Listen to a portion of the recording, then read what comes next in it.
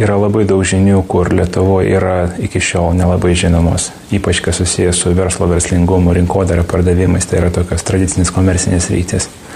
Mano galva, Lietuva yra puikiai šalis, kur yra labai daug entuziastingų žmonių, kurie turi daug idėjų, bet tam tikrų žinių trūksta. Dirbant kitose šalise tenka išmokti labai daug žinių, tiesų, know-how, technologijų, kurios Lietuvoje dar nėra žinomos.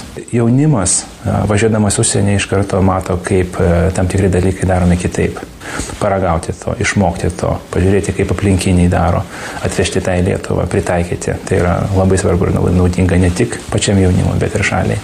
Jaunuoliui, kuris dabar sprendžia, ką toliau daryti su gyvenimu ir nagrinėja tokią galimybę išvykti į užsienį ir pažiūrėti, pasidomėti ir grįžti į Lietuvą, iš tikrųjų norėtųsi palinkėti visų pirma drąsos išvažiuoti ir kas dar labiau drąsos grįžti atgal į Lietuvą.